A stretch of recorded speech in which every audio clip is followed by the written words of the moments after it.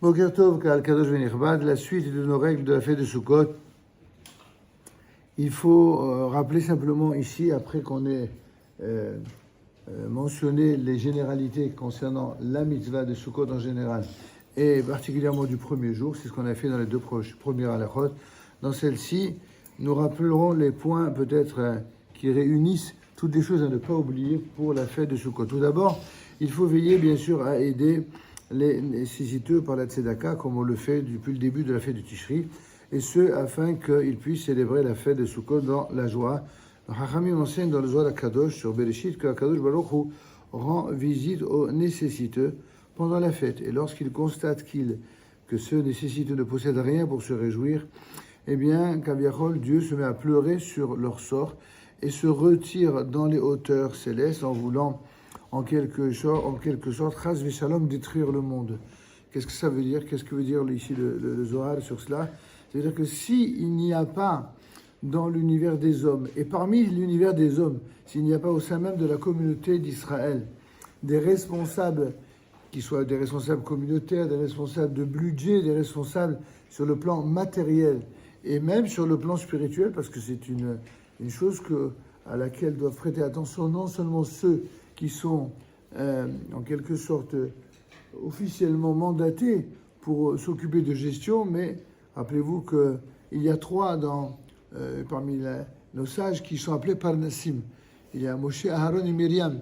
Et donc les trois s'occupaient de ce qu'on appelle la Parnassa. Sauf qu'au sens de Chazal, la Parnassa, c'est pas que l'argent. La Parnassa, c'est de Mefarnes, c'est comme Akadosh Baruch Hu qui est Mefarnes la colle. Il pourvoit aux besoins aussi bien matériels que spirituels de la communauté et de l'ensemble de ceux qui sont dans le besoin.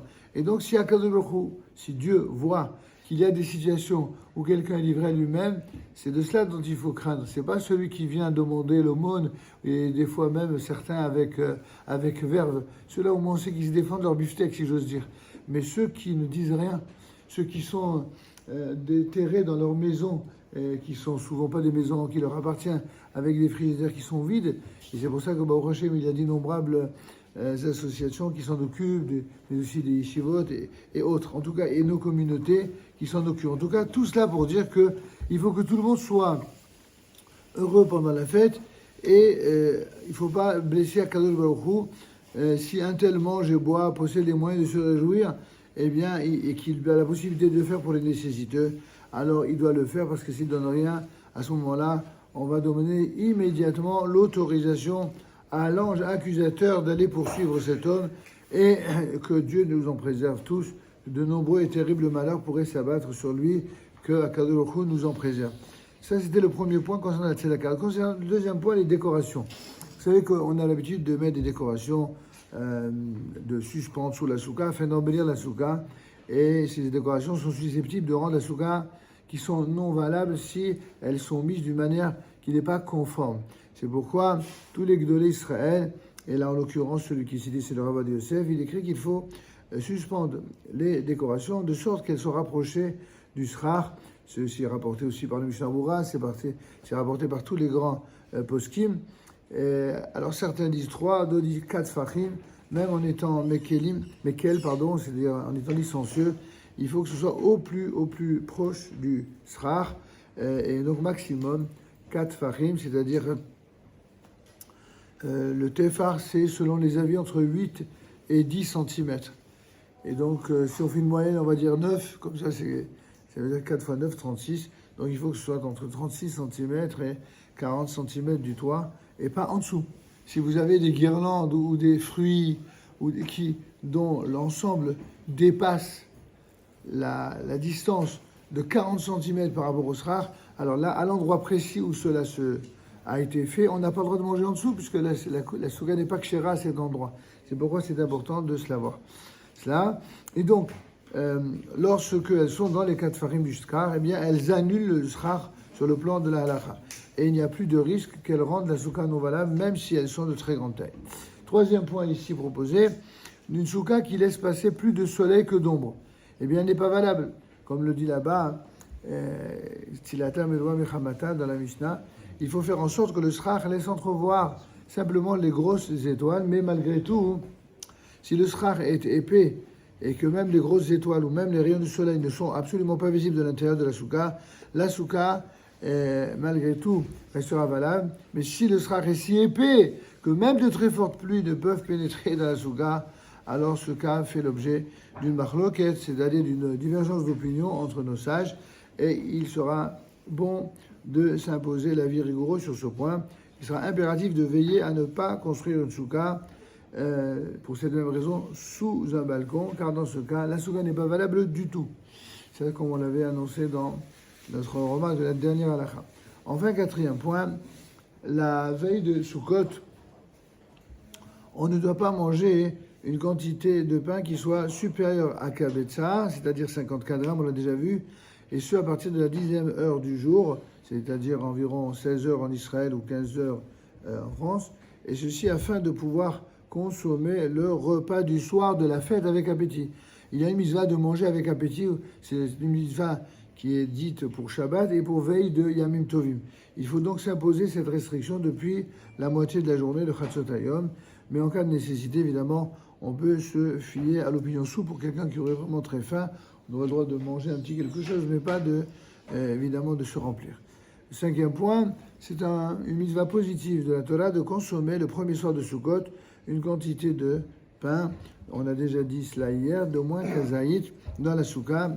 Lors de cette consommation, il faut avoir la pensée que l'on est assis dans la souka en souvenir de la sortie d'Égypte et que l'on accomplit ainsi un commandement positif par cette consommation. Sixième point, les autres jours de la fête, il n'y a pas d'obligation de consommer un repas accompagné de pain, mais si l'on en consomme, eh bien, on est tenu de consommer sous la souka en récitant la bracha de l'Eshev Basouka. J'ai déjà dit qu'il y avait une marloquette entre les Faladim d'Afrique du Nord et aussi certains Ashkenazim et les communautés moyen-orientales, ou dans les communautés dites moyen-orientales, c'est-à-dire celles qui sont alentours d'Eretz Israël, eh bien, dès qu'il y a le moindre safek, on ne fait pas du tout la bracha, alors que nous, notre minak, c'est de toujours faire la bracha de l'Eshev Basouka, chaque fois qu'il nous est donné de faire une bracha sous la souka, et ça, c'est comme le din du Talmud. Il est permis, enfin, septième point, de consommer des fruits ou des légumes, même en dehors de la souka, même si là aussi notre usage, c'est de ne rien en faire. Nous consommons absolument tout sous la souka. C'est seulement s'il fait très froid qu'on s'autorise à manger des choses autres. Mais sachez quand même que cette année, vous allez avoir une année exceptionnelle d'après Météo France et qu'il y aura un temps très très beau et on ne sera même pas, sauf surprise, on n'aura même pas de problème de pluie. Donc a priori, il faut manger sous la souka. Si l'on consomme des pâtisseries en quantité importante, notamment supérieure à Kabetza, il faudra les consommer sous la souka. Et là aussi, certains avec les chefs de souka, d'autres sans. Huitième point, enfin, lorsqu'on doit réciter la bracha de l'Eshev Basouka, a priori, le meilleur usage, c'est de réciter d'abord la bénédiction de l'Eshev Basouka et ensuite de réciter la bénédiction sur ce que l'on doit consommer. Et bien ça aussi, les minagim sont différents.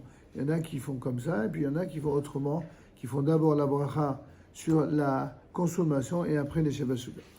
Ensuite, neuvième rappel sur c'est les dernières règles de Sukkot, c'est pour ça que je prends l'ensemble des choses proposées par nos sages.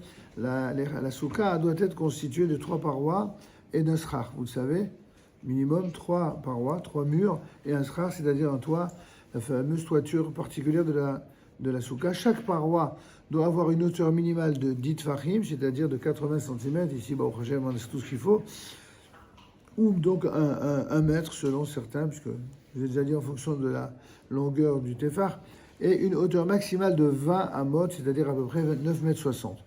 Les parois, c'est-à-dire les murs de la souka, peuvent être constitués de la matière que l'on désire, à condition que les parois soient suffisamment résistantes et stables pour tenir correctement face au vent. C'est un problème ceux qui mettent simplement un tissu et que le moindre vent les fait bouger. Et ça s'appelle la raoua. Il ne faut pas que ce soit comme ça ballant, il faut que ce soit assez résistant. Et donc, pour accomplir la mise de la souka, il vaut mieux éviter les draps et autres tissus.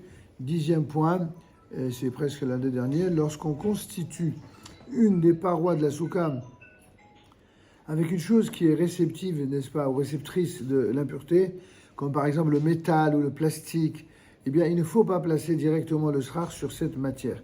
C'est pourquoi, pour ceux qui ont prêté attention, dans notre soukha, j'ai toujours veillé à ce qu'il y ait des bois qui ressortent complètement et que même s'il y a des renforts, que ce soit à l'extérieur et non à l'intérieur. C'est une khumra, même tout le monde n'est pas forcément d'accord avec cela, mais en tout cas, le Chazon Ish, qui est un des grands maîtres de la génération précédente, insiste pour dire que les 4 Amodim, il faut y veiller à cette khumra.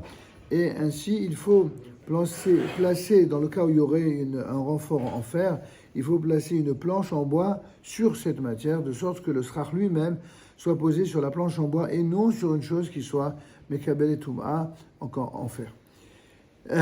Enfin, le srach, c'est-à-dire le toit, doit être constitué uniquement de végétaux, comme des planches de bois ou des branches d'arbres ou autres qui ne sont pas rattachés au sol, et d'éléments qui ne sont pas réceptifs, c'est-à-dire susceptibles de contracter la toum'a, l'impureté. Ceci vient exclure le métal, le verre, les peaux d'animaux, le papier, des meubles quelconques, même s'ils sont démontés. Il est interdit de constituer le srach avec du lin ou du coton, car leur apparence a été modifiée. De même, un tapis de paille qui est normalement réservé à se coucher est inutilisable pour le srach, car il est réceptif également de toum'a. Mais un rouleau de roseau destiné à être un srach, il est valable pour le srach sans la moindre crainte. C'est ce que nous faisons ici même, chez nous. Enfin, un mur rattaché au sol est valable pour servir de paroi à la soukha. De même, la balustrade d'un balcon non couvert, constitué de barres de métal entre lesquelles il n'y a pas 3 tfachim, peut également servir de paroi pour la soukha, ou bien des longues planches de bois couchées en largeur, solidement clouées, et entre lesquelles il n'y a pas 3 tfachim, c'est-à-dire 24 cm, peuvent aussi servir de paroi pour la soukha. 13e et tout dernier point, il est impératif de créer d'abord les parois de la soukha et seulement ensuite le srach, car si l'on a fait l'inverse, la soukha, elle est tout simplement psoula.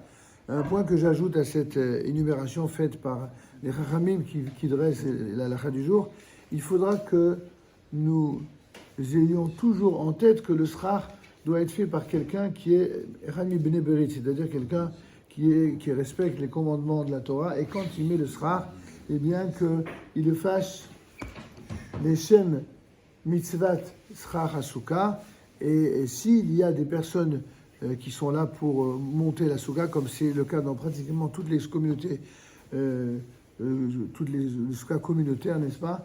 Eh bien, il se peut que d'autres personnes donnent la main, mais au moins que les toutes premières palmes ou srach soient mises par quelqu'un de Shomer Torah Mitzvot et qui vient dire que la mitzvah se fait l'Eshem Kedushat Asrach ou l'Eshem Mitzvat Srach Asouka, que Akadosh Baruch Hu nous fasse tous passer dans toutes les communautés dans le monde, eh bien, des fêtes heureuses et joyeuses pour tout le clan d'Israël et pour toute l'humanité. Amen. רבי יחנן בן הקשה אומר עשה הקדוש ברוך הוא לזכות לפיכך ירבלם טוב שיאמר אנחנו חפצנו על זכות לתורה וידיר קדיש על ישראל